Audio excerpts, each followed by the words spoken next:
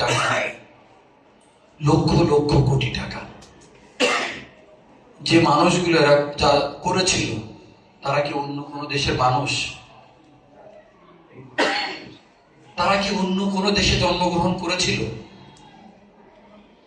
তারা কি এদেশের আলো বাতাস, এদেশের নদী, এদেশের গাছগাছালি, এদেশের সমস্ত কিছুর সাথে তার যে আত্মার সম্পর্ক ছিল, কেমন করে সে ভুলে গিয়েছিল যখন সে এদেশের মানুষকে ঠকিয়েছিল, এদেশ থেকে সমস্ত কিছু পাচার করে দিয়েছিল অন্য দেশে?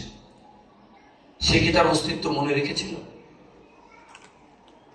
আমরা যারা বড় বড় পদে চাকরি করি, আমরা যারা সচিব হই, অতিরিক্ত সচিব হই, যুগ্ম সচিব হই, অথবা অন্য কোনো ডিপার্টমেন্টের বড় কর্মকর্তা হই, চিফ ইঞ্জিনিয়ার হই, অথবা বড় শিক্ষক হই,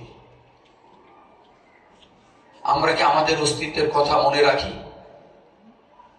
আমরা কি আমাদের দায়িত্বের কথা মনে রাখি? এই দেশের প্রতি যে আমাদের অনেক কিছু দায়িত্ব বোধ রয়েছে, সেটাকে আমরা মনে রাখি? আপনাদের কি মনে হয়? আমি কি মিথ্যা বলছি?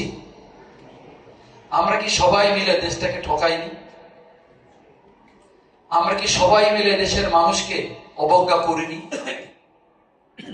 আমরা কি সবাই মিলে এদেশকে ঠকাইনি?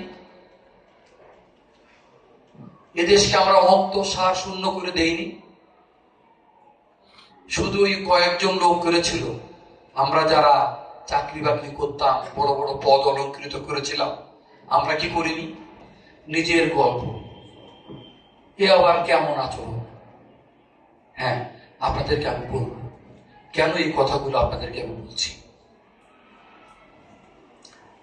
বলেন তো আপনারা, এই দেশটাকে কে ভালোবাসেন না? এমন কি কেউ আছেন? এই দেশটা ভালো চলুক, এই দেশের প্রতিটা জিনিস ভালোভাবে চলুক, এই দেশে আপনি, আমি এবং আমার প্রতিবেশী, আমরা সবাই মিলে দল মত ধর্ম বর্ণ নির্বিশেষে ভালোভাবে থাকি, যার যার মতো থাকি, একে অপরকে সম্মান করি, একে অপরকে ভালোবাসি, একে অপরের সুবিধা অসুবিধা এগিয়ে যাই, একে অপরকে ভালোবাসি, মায়া মমতা দেই, শ্রদ্ধা করি। কে না চায়? কেন আমাদের এমন হলো? আমরা তো সেই মানুষ। আমার দেশটা যা ছিল অনেকটা তাই তো আছে। আমি গতকাল